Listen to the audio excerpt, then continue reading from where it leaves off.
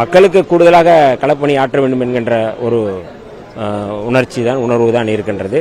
இதுவரை மக்கள் மன்றத்தில் களமாடி வந்த நான் இன்றைக்கு மக்களுடைய உணர்வுகளை பிரதிபலிக்கக்கூடிய ஒரு இடமாக நான் சட்டமன்றத்தை நான் பார்க்குறேன்.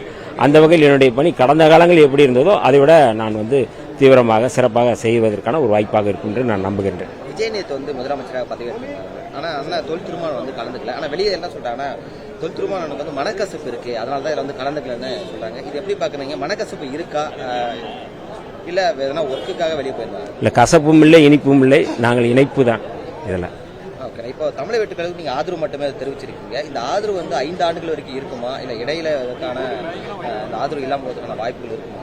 இல்லை, அதாவது எங்களால் ஒரு கவர்னர் ஆட்சி வந்துவிடக்கூடாது, எங்களால் அந்த பழிவாகம் வந்துவிடக்கூடாது என்கின்ற அடிப்படையில் அரசியலமைப்பு சட்டத்தை பாதுகாக்க வேண்டும். குறிப்பாக கவர்னர் ஆட்சியை கொண்டு வந்து விடக்கூடாது என்கின்ற அந்த அடிப்படையில் தான் நாங்கள் ஆதரவு தெரிவித்திருக்கிறோம். இந்த ஆதரவு தொடரும் என்பதில் எந்த மாற்று கருத்தும் இல்லை. மூன்றாவது இடத்துல தான் பாடப்பட்டது, பல சர்ச்சைகள் வந்தது. இதை நீங்க எப்படி பாக்க? ஏன்னா நீங்க கடுமையாக விமர்சனம் செய்திருக்கீங்க, கூட்டணி கட்சியில் ஆதரவு தெரிவிச்சிருக்கோம். ஏன்னா ஒருவேளை அவங்க தரப்புல இருந்து தெரிஞ்சுதான் இது அப்படி பண்ணாங்களா, ஒருவேளை தெரியாம பண்ணதுக்கான வாய்ப்பு இருக்கா நீங்க நினைக்கிறீங்க? இல்லை, நான் வெளியில் நாங்கள் எங்களுடைய தலைவர் அவர்கள் அறிக்கை கொடுத்திருக்கிறாரு. தமிழ் தாய் வாழ்த்துக்கு தான் முன்னுரிமை கொடுக்க வேண்டும் என்று சொல்லியிருக்கின்றோம். வந்தே மாதரம் இடையில் செருகப்பட்ட ஒரு போலி தேசபக்தியான ஒரு பாடல். அதனால் அது அரசாணை பிறப்பிப்பதன் மூலமாக நாங்கள் பாடணும் அப்படிங்கிறது தேவையில்லை அப்படிங்கிறத தமிழ்நாடு அரசு, தமிழ்நாடு முதலமைச்சர் அவர்கள் தெளிவுபடுத்தணும் அப்படிங்கிறது எங்களுடைய கோரிக்கை.